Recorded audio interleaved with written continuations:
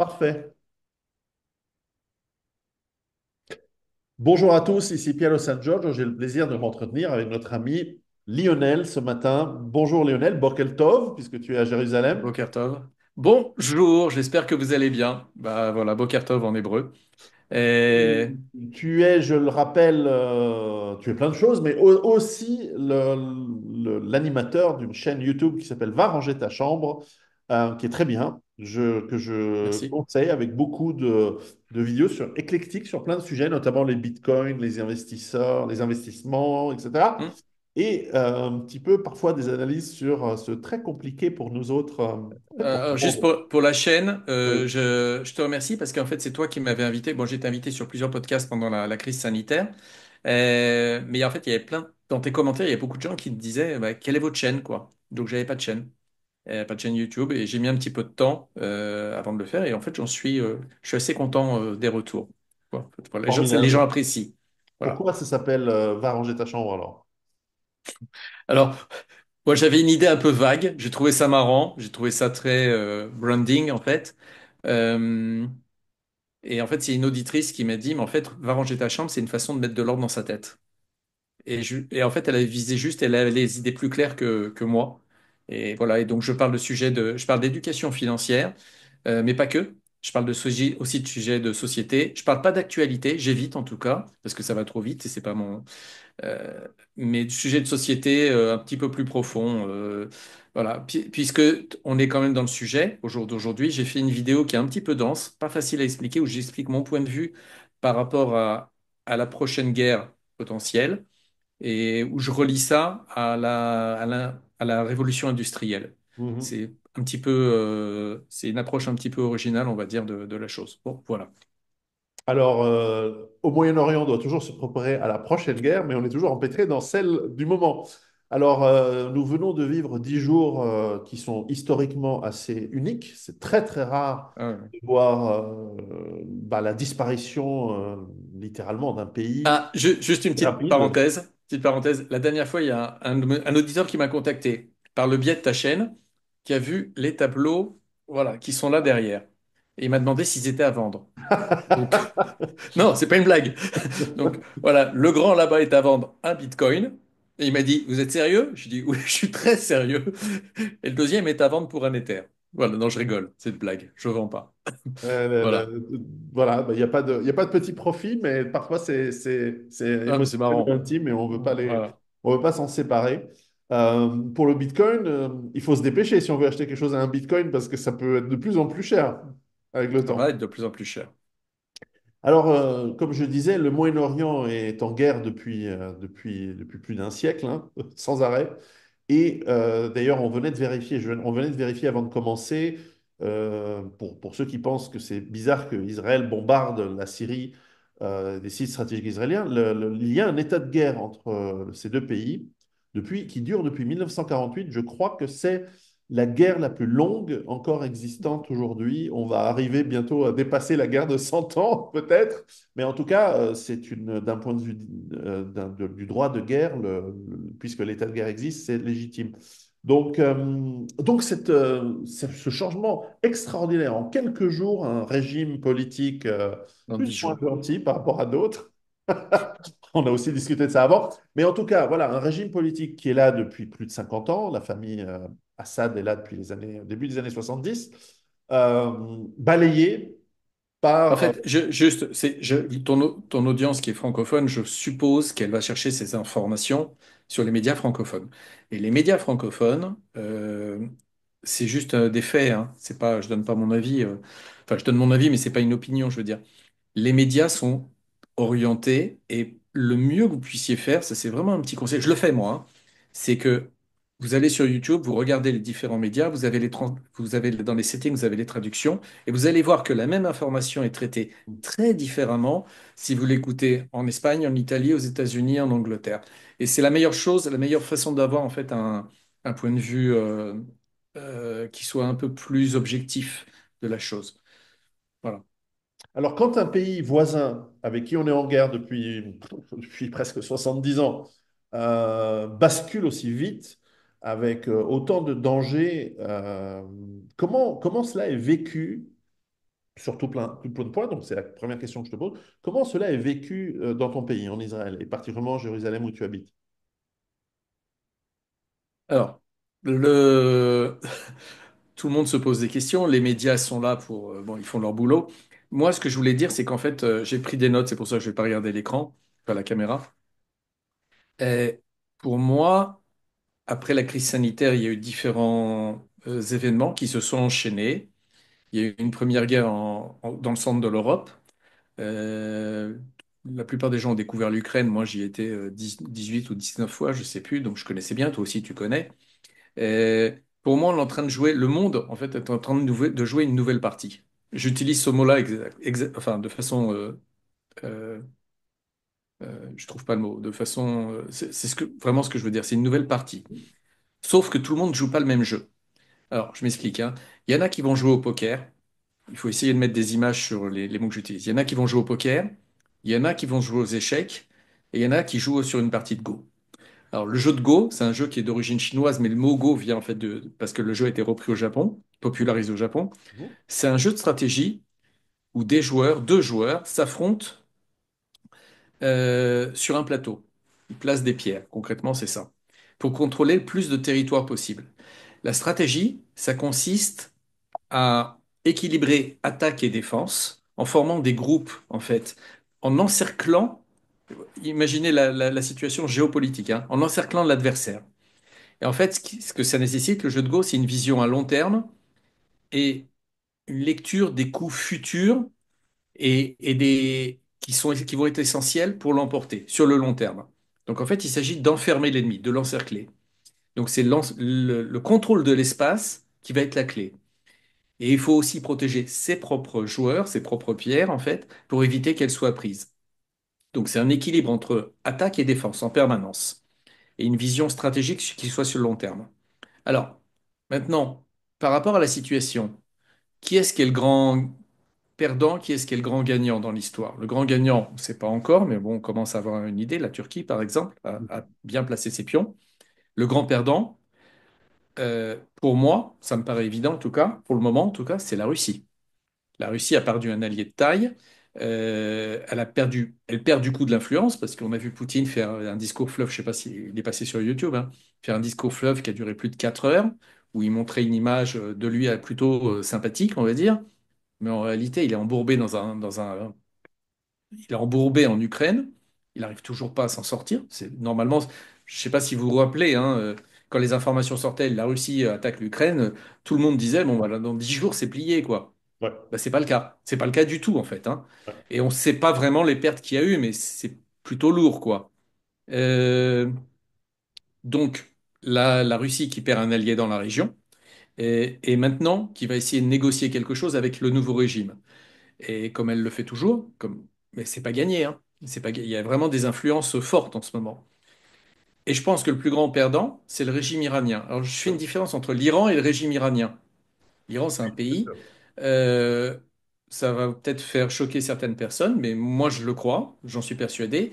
Il y a un peu plus de 15 ans, je disais à ma famille, vous verrez, un jour, je vais vous emmener en vacances dans les Émirats. Ils se foutaient de moi. Bah, n'importe quoi, quoi. Lionel, tu débloques, quoi. Je les ai emmenés en vacances dans les Émirats. Ça s'est super bien passé. Et je le dis aujourd'hui, un jour, je vais vous emmener en vacances en Iran. Voilà. Parce qu'il y a une ville très particulière, la ville de Suse, en Iran, qui a une signification religieuse et symbolique extrêmement forte pour les Juifs. Mhm. Euh, et vous... et il y a aussi une chose que les gens ne savent pas, c'est que des émissions de radio en farsi, en perse, il y a une émission quotidienne en farsi à la radio israélienne, Bon, à tes souhaits. merci. Voilà. Il y a une il y a une communauté perse en Israël. Mhm. Les gens ne le savent pas, mais il y a une communauté perse. Il y a même des yeshivot. Des yeshivot, c'est des centres talmudiques de jeunes Perses en Israël. Donc il y a des rapports, il faut le savoir, il y a des rapports euh, assez particuliers entre l'Iran et Israël, qui sont déjà établis. De ce fait, parce qu'il y a des gens qui ont voyagé, des gens qui viennent de là-bas, qui vivent ici aujourd'hui, et ainsi de suite. Il y a des gens qui ont encore de la famille en Iran. Donc voilà. Donc c'est pas si simple que ça. Voilà. Donc en tout cas, par rapport à la Russie, j'ai envie de dire, grand perdant le régime iranien parce que du coup, l'Iran, il a perdu une grande partie de son influence dans la région. Il est moins fort qu'on ne le pensait. Euh, le Hamas, bye bye. Le Hezbollah, bye bye. Et Assad, bye bye. En gros, c'est ça. Voilà. Ouais. Alors, Voilà. une de mes théories, je ne dis pas que c'est le scénario qui est réel, mais c'est une de mes théories, c'est que il est possible que pour justement, alors je vais parler d'Iran comme nation, parce qu'évidemment, comme dans tout grand pays, il y a des factions, même dans les petits pays, il y a des factions avec des objectifs Si différents. tu, si tu, à la fin je ferai on Oui, va aller jusqu'au bout. Je vais te laisser, pardon, je suis bavard ce matin, mais je ferai le lien entre l'Iran, parce que c'est ça que je voulais amener, et le jeu oui, de Go. oui, on va l'expliquer pour l'audience. Et donc, une des thèses possibles, hein, c'est que pour rentrer dans le monde globalisé, euh, et y compris avec les BRICS du futur, le monde a besoin de paix et, pour faire du commerce et non pas des guerres qui sont stériles. Je veux dire, qu'est-ce qu'on a gagné dans toutes ces guerres? Qu'est-ce que tous les belligérants ont gagné en fait, toutes ces guerres? Et Le- qu'est-ce que l'Iran a gagné? et l'Iran a perdu du potentiel de développement ces 40 dernières années. Et donc, ma thèse, c'est que le Hezbollah est en fait un boulet au pied de l'Iran parce qu'il est en conflit permanent avec Israël qui pourrait être un partenaire commercial et sur plein de plans de l'Iran également. Que pour que le Hezbollah finalement dégage ou soit réduit à rien du tout, il faut que la Syrie change ou tombe. Et je me demande si la Russie et l'Iran ne sont pas en fait assez contents de cette situation et que finalement ça dégage ce boulet. Du point de vue russe, tu as raison, c'est une grosse défaite, mais perdre la présence au Moyen-Orient, c'est pas un plus pour la Russie, c'était une épine dans le pied de l'OTAN. En échange de quoi, elle peut se recentrer sur ce qui est vraiment important pour la Russie, c'est-à-dire ses frontières, y compris l'Ukraine donc, mais surtout la relation qu'elle développe avec les autres pays du BRICS, qui n'incluent pas tellement, qui ne nécessitent pas vraiment une présence en Méditerranée. Donc, je me demande si en fait, il n'y a pas un soulagement malgré tout, en tout cas du point de vue de l'Iran. Ils ont changé de régime récemment. Enfin, ils ont changé de faction, pour être plus précis. Je me demande s'il n'y a pas un soulagement de se dire, bon, on a enfin fini avec ces conneries en Syrie, au Liban, qui devaient coûter une plombe, hein, ça avait coûté super cher pour l'Iran de soutenir Ouais, ce mouvement. au détriment de la population, hein, Oui. et de leur économie. Je veux dire, C'est une thèse. Alors après, on ne sait pas. Moi, je ne sais pas. Mais c'est une écoute, ce que je sais, c'est possibilité. avant le 7 octobre, il y avait un projet, le projet IMEC, c'était en fait un espèce de corridor qui traverse tout le Moyen-Orient, qui permet d'acheminer toutes les marchandises jusqu'à la Méditerranée depuis la Chine. Donc en fait, tous les pays, l'Inde, la Chine, les Émirats, tous ces pays sont inclus. Et c'était en fait vraiment c'est un canal de développement pour le monde économique, hein. Et on sait que quand l'économie va bien, en général, tout se passe bien. Et quand l'économie va mal, comme par hasard, bah voilà, on tombe sur des conflits qui Tout à fait. ressurgissent. Tout à fait. Je sais pas, par rapport à ta thèse, j'ai pas d'idée. Pour répondre à ta question sur comment ça se passe à Jérusalem. Donc Jérusalem, c'est très particulier comme ville, hein. T'es venu, t'as été aussi à Tel Aviv. T'es venu avec tes enfants que j'ai pu rencontrer, qui sont charmants. Euh, Jérusalem est un petit peu, enfin c'est au centre du pays. Euh, on n'a pas de missiles, mais il y a des tensions en permanence. Bah, quand tu étais là, il y avait des tensions, hein, je te disais, à 2 kilomètres d'ici, c'est en train de se caillasser. Euh, le centre-ville est extrêmement animé. Tous les restaurants sont ouverts et pleins. Les magasins, ça crépite, c'est impressionnant. On n'a pas l'impression d'être en guerre et pourtant on est en guerre. Mhm. Voilà. Et les informations, voilà. Maintenant, à Tel Aviv, c'est différent. Tel Aviv, ils se prennent encore il y a des alertes à la bombe et ainsi de suite, enfin des alertes aux missiles. Le sud du pays, c'est sans arrêt aussi. Le nord du pays, c'est une catastrophe. Voilà quoi. Oui, bien sûr. Mais la vie continue. La vie Euh, continue, hein. En fait, il ne faut et- pas oublier, Israël a une résilience, le peuple d'Israël et Israël ont une résilience, donc une capacité à survivre qui est juste, enfin, c'est un vrai miracle, hein. Donc, oui, oui. Et puis, voilà.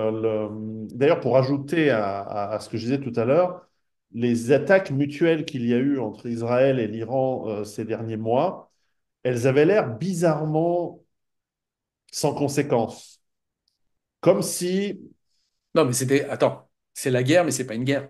c'est ça. Il C'est-à-dire, y a le problème, c'est qu'il y a des gens, des jeunes qui meurent. ouais, Et ça, c'est terrible. oui. Mais en même temps, tu te dis, mais c'est quoi cette guerre? Ça ressemble à un vidéo game plus que. C'est quoi? Je veux dire, Gaza, on n'a pas allé jusqu'au bout alors qu'on a les moyens. Le Liban, on n'a pas été jusqu'au bout. Au contraire, c'est quoi exactement? Donc, c'est un espèce de jeu où, je sais pas, c'est à celui qui monte. Enfin, honnêtement, comme je te l'ai dit déjà, offline, et là, je le dis à l'antenne, enfin, l'antenne, hein, au micro, le. Moi, mon fils m'a beaucoup éclairé là-dessus, sur la situation, puisqu'il est beaucoup plus impliqué dans la partie géopolitique que moi. Et il m'a dit, mais en fait, c'est juste, on est en guerre, mais on ne veut pas gagner la guerre. Faut-il encore C'est savoir un vrai si on paradoxe. entend par gagner? Ça, c'est souvent parce que, par exemple, ces derniers C'est-à-dire, mois, il y a pas de contrôle de territoire, en fait. C'est ça. On protège nos frontières, mais une guerre, normalement, enfin, si tu lis Sun Tzu, hein, oui, la guerre, c'est une conquête de territoire. eh Ça oui, s'arrête là. qui conquiert un territoire ensuite doit le gérer, et ça, c'est potentiellement extrêmement problématique parce que Non, mais tu vois, ça aurait pu être vous aussi une avez autre approche en l'expérience. disant no man's land. Et puis voilà, mais en fait, on agrandit les frontières. C'est pas ça. C'est pas ça. C'est très compliqué. Enfin, quand je dis c'est compliqué, c'est que j'ai pas de réponse en fait. Ouais, ouais. Non, parce que le problème du territoire, c'est que c'est facilement une dérive. Par exemple, le Golan Hmm. qui a été saisi en 1967, Tu veux expliquer peut-être ce que c'est le Golan? c'est un. Alors oui, parce que en fait, si on n'y est pas physiquement, si on n'a pas visité physiquement, on ne peut pas Hmm. comprendre. C'est de la terre qui est à l'est du Jourdain, entre la Syrie et Israël, donc, et qui touche légèrement la Jordanie, et qui est, en fait, c'est un plateau. C'est-à-dire, même quand on arrive en voiture, on a le lac de Tibériade. Tibériade. En anglais, ils appellent ça le Sea of Galilee, mais qui est un lac qui est très joli d'ailleurs, très, très belle ville. Hmm. Tibérias, c'est une très, très belle, jolie ville, et ça, dans le nord d'Israël. C'est vraiment un bel endroit. C'est très vert, c'est C'est vraiment. magnifique. Et de C'est des l'autre montagnes, côté du hein. Hmm. lac, on a cette montagne, cette falaise quasiment qui monte. Alors, c'est quelques centaines de mètres, c'est pas des Alpes suisses, mais enfin, ça monte très très fort. Et on arrive sur un plateau qui est le plateau syrien qui, si on continue, on arrive à Damas, quoi, quelques centaines de kilomètres un peu plus loin. Et ce plateau, en fait, on ne peut pas se rendre compte. Et au nord de ce plateau, il y a les montagnes, il y a le début de la chaîne du Liban, qui sont des montagnes qui montent assez haut. Je crois qu'on peut skier d'ailleurs en hiver. En ce moment, Hmm. probablement les. Bon, il y a des. Je ne sais pas si c'est si c'est le bon moment En pour ce aller moment, skier, non. mais en tout cas, il y a le mont Hébron sur lequel il y a à la Ouais. fois On peut skier aussi. Ouais. Ouais. on peut skier, mais il y a surtout celui qui contrôle cette haute montagne peut mettre des systèmes de surveillance électronique, de surveillance visuelle et tout, parce que c'est une montagne qui est la plus haute de la région. Donc on voit loin en Syrie. Depuis le mont Hébron, on voit Damas, hein, on voit le Beyrouth. Alors moi, je ne suis pas allé sur le mont Hébron, mais sur le Golan, on voit très bien, alors surtout à l'époque des années 60, celui qui domine le Golan pose ses pièces d'artillerie et bombarde à 40 km, c'est-à-dire carrément jusqu'à la côte. Et Hmm. donc, c'est extrêmement stratégique. Et donc, à l'époque de la guerre de 67, la guerre des 6 jours, Israël a conquis face à la Syrie ce Golan et il a réussi à la tenir dans la guerre qui a été très difficile de 73-73 face aux offensives syriennes pour récupérer cette terre. Et aujourd'hui, cette terre, je crois, a été annexée. Néanmoins, la question est, lorsque tu as une terre qu'éventuellement un autre pays convoite et inversement, tu dois parfois la sécuriser. Et on a vu le nord du Liban pour sécuriser, et c'est légitime, hein, je le précise, pour qu'on n'envoie pas des requêtes sur des habitations civiles et sur des gens qui habitent là. Eh Tu bien, parles du nord d'Israël, pas le nord du nord Liban. d'Israël, effectivement. Ouais.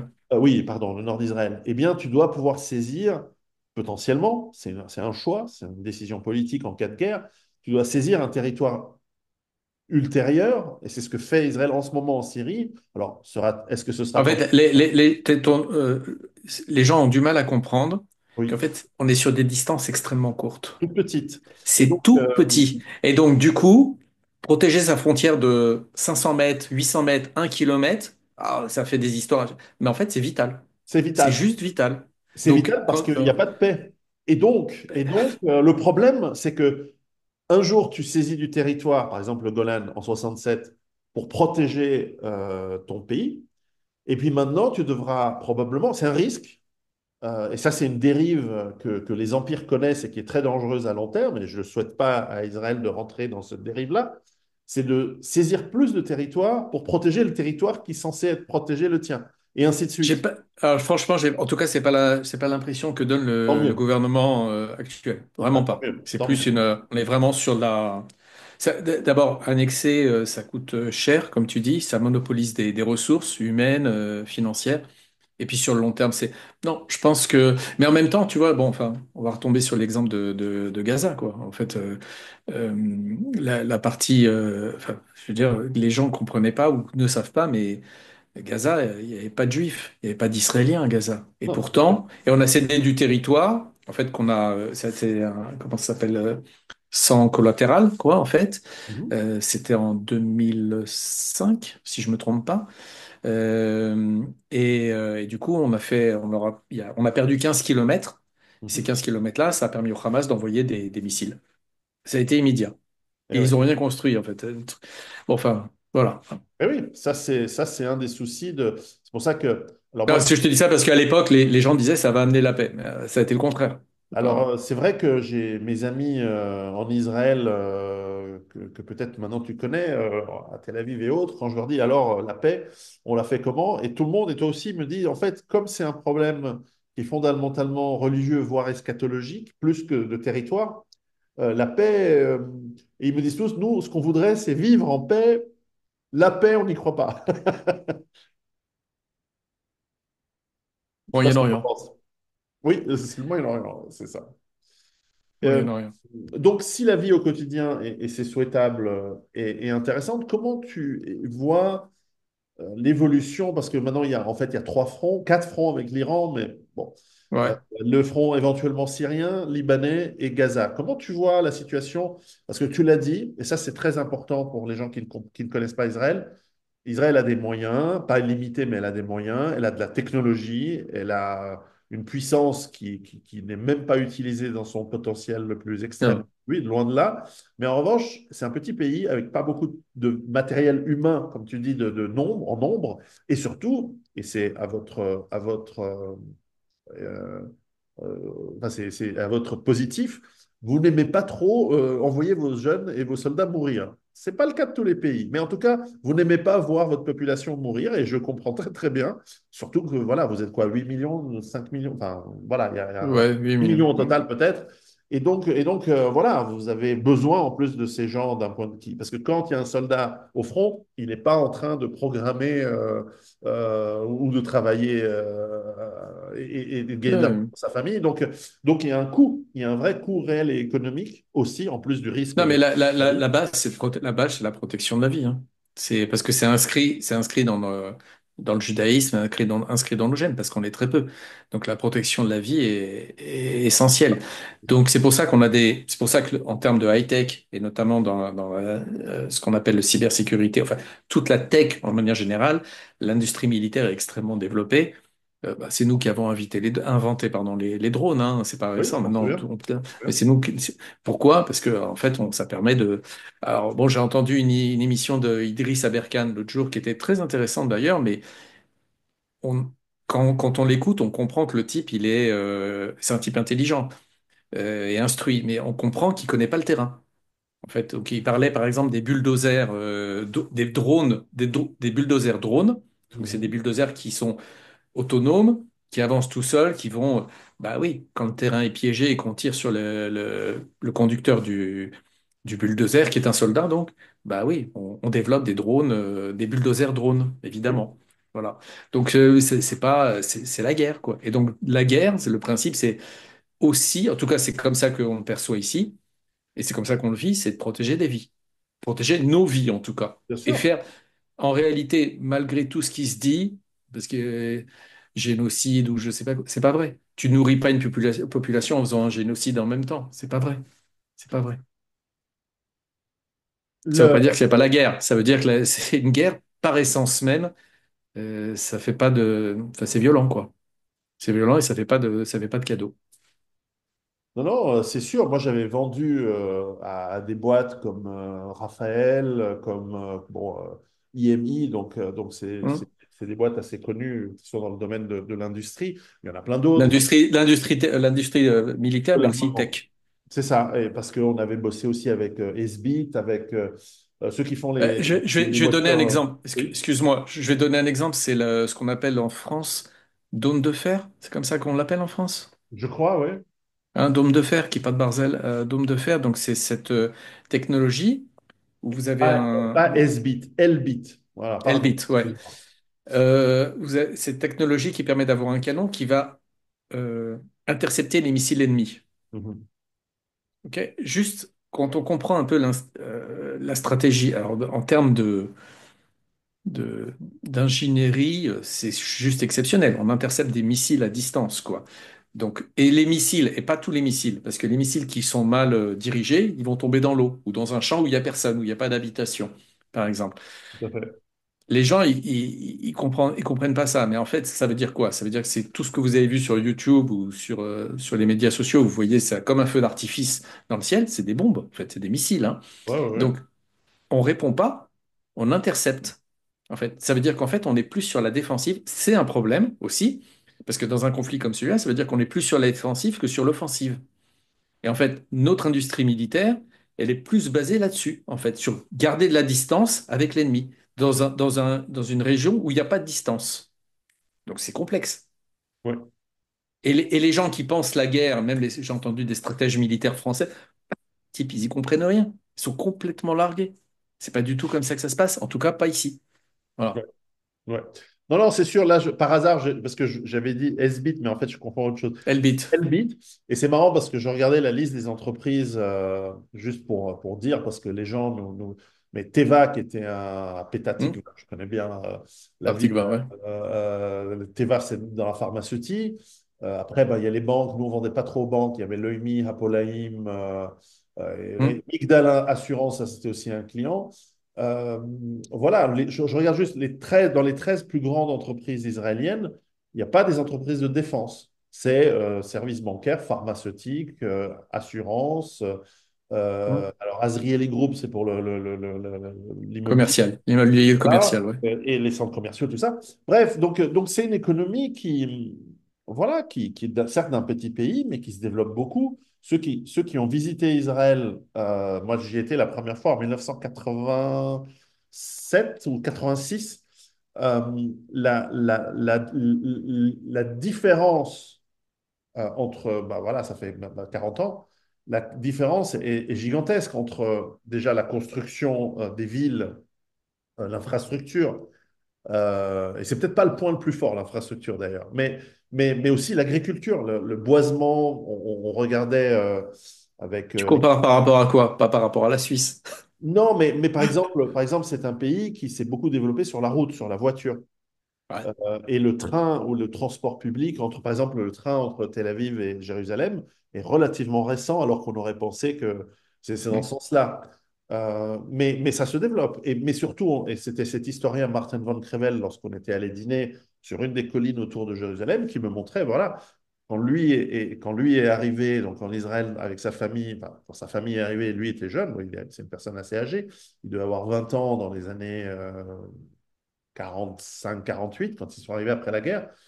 Donc, c'est un monsieur assez âgé maintenant. Il me montrait, voilà, bah, là, il n'y avait pas d'arbres, et maintenant, c'est une forêt. Là, il n'y avait pas de champs, etc. Et y compris dans des villages palestiniens. Hein, c'est pas que.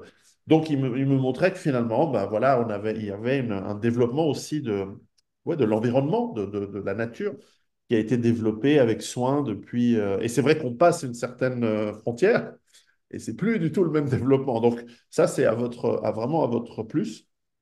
Et, Et ce qui manque, en fait, c'est qu'on imagine comment ce développement serait encore meilleur et encore plus fort s'il y avait vraiment de la paix. J'ai un ami qui est venu il y a une vingtaine d'années, un ami qui est pas juif, et il m'a dit, il est resté là une semaine, alors il découvrait, il était ébahi, Mhm, et il m'a dit une remarque, enfin, vraiment je la répète en son nom aujourd'hui. Euh, il m'a dit, en fait, ce qui vous manque, c'est 10 ans de paix. Nous, en France, on a eu les 30 glorieuses, ce qui a permis à la France de se développer économiquement, socialement. Enfin, et encore aujourd'hui, la France vit sur cette période d'euphorie économique et sociale. Il dit, mais en fait, vous auriez besoin de 10 ans ici. Et en 10 ans, ça serait... ouais, ben, c'est exactement ça. mhm. Alors, un sujet peut-être, on va rester léger dessus, mais depuis le 7 octobre, mais aussi avant, depuis plus d'une année avant, vous avez un gouvernement, et notamment un Premier ministre, qui était très critiqué, et même après le 7 octobre, qui a été vertement critiqué Tu veux que malgré, je parle de ça? Tu veux que je parle de ça? malgré l'Union nationale. Non, la question est, depuis 10 jours, euh, il peut dire légitimement, vous voyez, vous m'avez peut-être pas fait confiance, mais il fallait me faire confiance, puisque maintenant nous sommes dans une situation, bah, je veux dire, il y a 10 jours, avant la chute de la Syrie, moi le premier, parce que comme tu sais, qui aime bien châtie bien, j'avais mes critiques, c'est-à-dire la violence militaire qui a été imposée à Gaza, pour quel résultat? Moi, ce qui m'intéresse, moi je suis, comment dire, moi ce qui m'intéresse, c'est le résultat, c'est-à-dire si les États-Unis et la Russie, l'Union soviétique à l'époque, pour gagner la Deuxième Guerre mondiale, sont passés par des bombardements de villes et des destructions innommables de populations civiles, notamment allemandes et japonaises. Tu en Euh, parles dans ton livre qui est à côté de moi. Très bon livre d'ailleurs que je vous recommande. C'est sur c'est j'en l'histoire prie. de ton grand-père. Oui, C'est ça, hein, Giuseppe. c'est ça. Si on Très bon arrive, livre, il y a des très bonnes descriptions. et justement, je vais aller à Dresde, par parenthèse, je vais aller à Dresde en février pour les 70 ans du bombardement de Dresde, pour voir un peu cette ville et tout, où mon grand-père a été pendant les Ouais, derniers qu'il a dernières traversé, ouais. semaines de la guerre. Et, euh, et tu vois, gagner une guerre et imposer presque enfin, 50 ans, 60 ans de paix, eh ben, ça justifie, même si c'est horrible, des bombardements qui ont tué 10 millions d'Allemands, etc. Ouais, mais t'es au Moyen-Orient. Et au Moyen-Orient, tant qu'il n'y a pas une paix, et là on voit peut-être une possibilité Et de paix, eh bien la critique est juste. C'est-à-dire il faut dire, mais putain, tu détruis la moitié d'un truc, tu bombardes dans tous les sens, tu engages une guerre qui coûte cher, etc. Mais où est le résultat? Et là, depuis quelques jours, votre Premier ministre peut légitimement aller à la télévision sur le Golan et dire, vous voyez, j'ai un bon résultat. Alors qu'on aime ou qu'on n'aime pas le personnage, qu'on considère qu'il est ou pas dans des affaires bizarres, est-ce que la population, lui, tout d'un coup, a changé son avis ces derniers jours par rapport à je peux cet pas, indéniable je peux pas, succès? Pierrot, je peux pas te répondre, je peux donner que mon avis, c'est tout. Mhm. Je peux donner que mon avis. Je pense qu'il est attaqué pour des raisons qui sont pas justifiées. Et je pense il y a une idéologie autre qui est derrière. Est-ce que je voterai pour lui? Bof. Euh, je peux vraiment pas répondre à cette question. Je Mhm. sais pas. En plus, ça dépend des villes. Je veux dire, si tu prends Jérusalem, clairement, la population, elle est pro Netanyahou. Tu prends d'autres villes en Israël, alors l'exemple de Tel Aviv hein, aussi, mais c'est un puzzle Israël, c'est complexe. Mhm. Euh, voilà quoi. Je peux vraiment pas répondre à ça. Et il y a une partie du pays quand même. Alors, il y a une partie du pays notamment où il y a des populations kurdes, il y a des Druzes aussi qui ont fêté je veux dire, on entend, il y avait la télé israélienne, les habitants sont israéliens, pas juifs, et ils fêtaient la victoire d'Israël en Syrie, quoi. Oui, Enfin, oui, pas la victoire d'Israël, la chute du régime oui, de oui, Assad, pour bah, être exact. Voilà. indirectement, c'est une sorte de victoire. Parce Moi, qu'ils ont de la famille là-bas, donc voilà. Enfin, bon, euh, En tout cas, c'est un beau Maintenant, et domaine maintenant, de le recherche. nouveau, je sais plus comment il s'appelle, mais celui qui a pris le lead, qui est un type de Daesh, hein, enfin, De ex de Daesh, Al-Qaïda, oui, oui, c'est clair. voilà, avec une prime de 10 millions de dollars sur sa tête, machin, il a remercié Israël de son aide. Oui. Alors là, tu as compris qu'il se passe un truc, quoi. Non, non, et c'est pour ça que c'est toujours, et c'est comme tu dis, c'est le Moyen-Orient. Le danger, c'est de se retrouver. En fait, pour répondre à ta question, il n'y a Ouais. pas de blanc, il n'y a pas de noir. Toi, je vois très bien ce que tu dis. En fait, c'est plus, tu Ils vois, sont tous marrons. hein, voilà, c'est plus la partie de Go, en fait, où on va chercher à faire en sorte d'encercler l'ennemi. En fait, voilà, peut-être sur une partie d'échecs. euh, et ici, c'est plus une partie de Go où on va chercher à encercler l'ennemi, l'affaiblir, mais Mhm, on le laisse vivre, en fait. Euh, mais les conditions ont changé.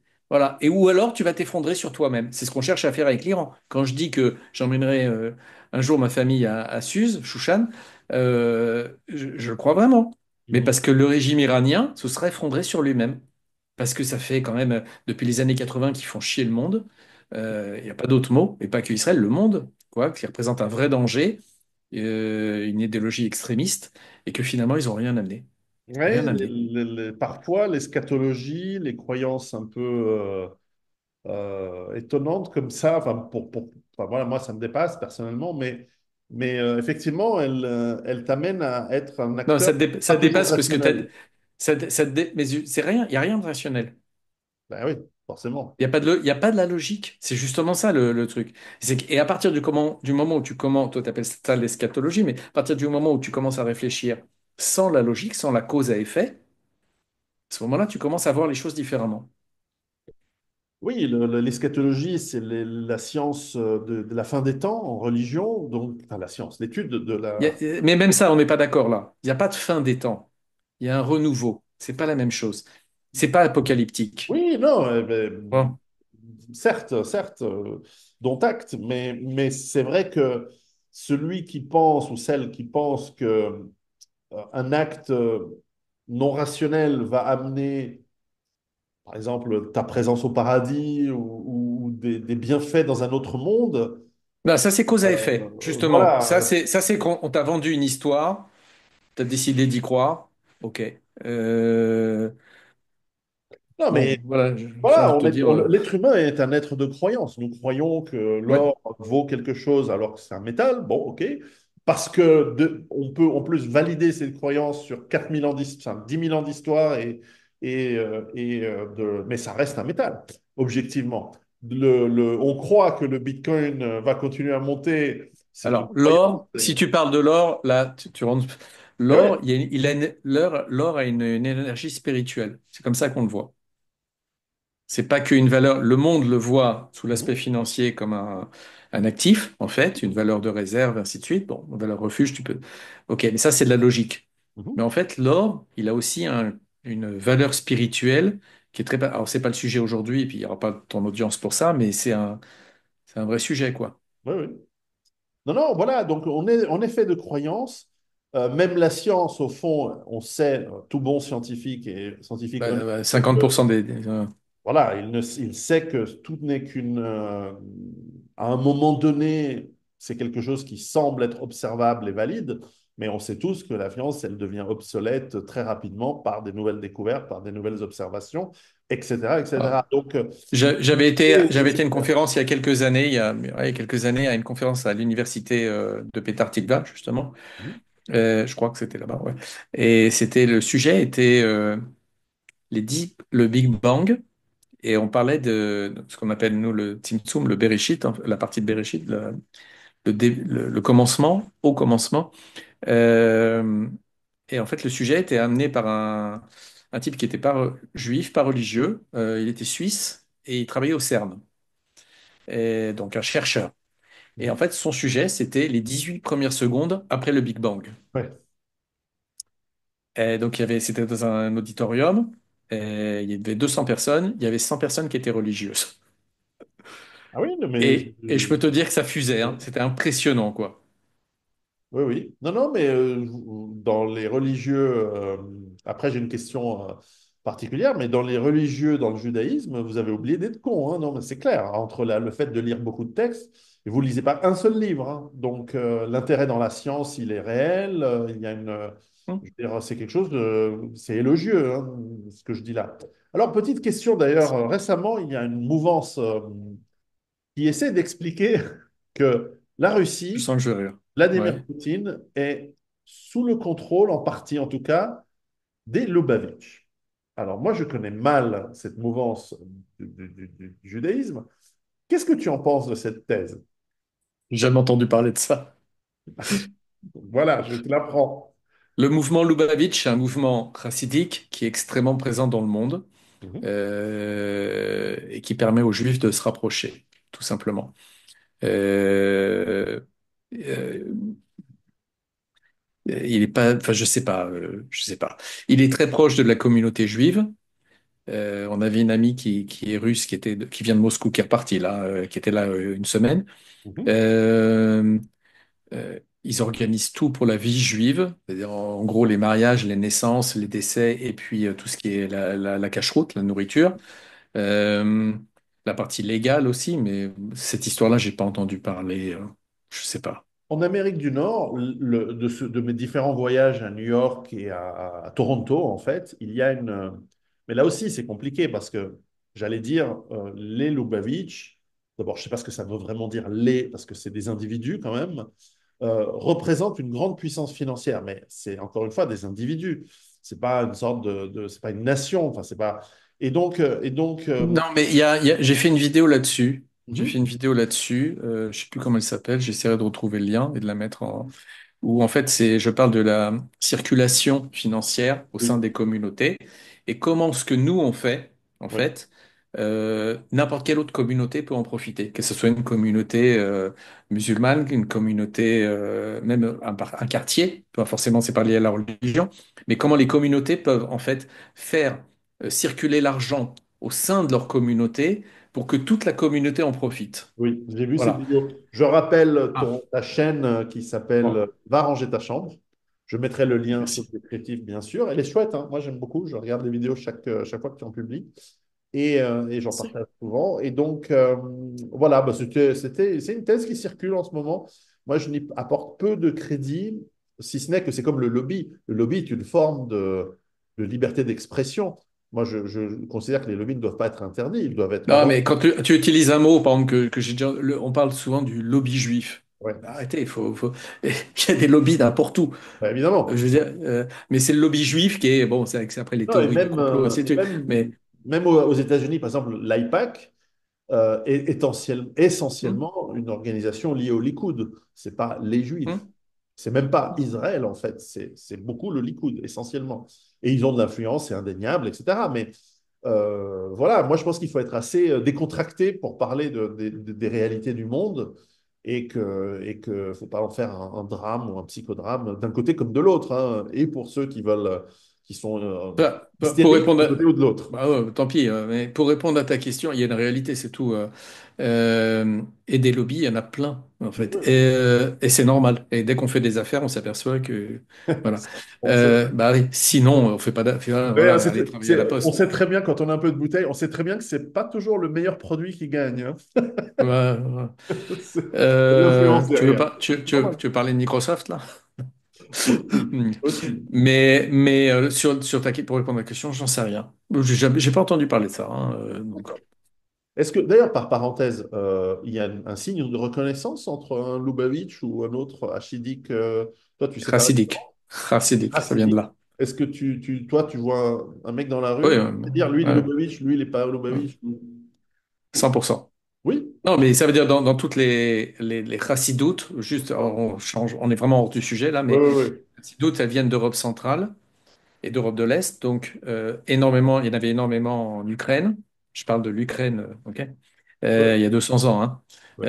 D'Ukraine, un petit peu de Russie. Ils étaient aussi, les communautés chassidiques étaient présentes en Hongrie, en Pologne, en Roumanie, Transylvanie, ainsi de suite. Galicie, la Galicie, c'est un vrai sujet aussi. Euh, oui, oui, bien sûr. Oui, oui. D'accord. Ah bah, tu vois. Je veux dire, c'est des codes vestimentaires et voilà, D'accord. voilà. Oui. Ça sert à ça souvent, les codes vestimentaires. Alors peut-être dernière question, je te laisserai le mot de la fin. Et pour terminer de manière peut-être positive, parce qu'on a été très positifs toute cette conversation, tout au long de cette conversation, comment tu vois l'avenir proche, on va dire, pas à 50 ans, mais voilà, en ce qui nous concerne, comment tu vois les Arrête. prochains 6 mois, 2 ans Le dans Bitcoin la à 500 région 000 pour balles. toi? Voilà. Alors ça, c'est bien. Euh, je pense, alors, encore une fois, hein, je pense que le régime iranien, je parle pas de l'Iran, je parle du régime iranien, que ça soit bien clair, c'est pas la même chose, va s'effondrer sur lui-même. Stratégie de Go, je reviens à mon introduction, va s'effondrer sur lui-même. Et la région va être profondément modifiée. On a déjà des accords extrêmement partenariats, et puis des accords aussi, même humainement, quoi, avec les Émirats. Je pense que le monde a besoin de passer à une autre étape, en fait, Ça, c'est et top. qu'il y a une cristallisation qui a commencé avec la crise sanitaire et qui a aussi fait popper comme ça beaucoup de choses. Je pense qu'on a bien voulu nous mettre une douille aussi entre nous. Et comme d'habitude, les meilleurs plans ne fonctionnent pas.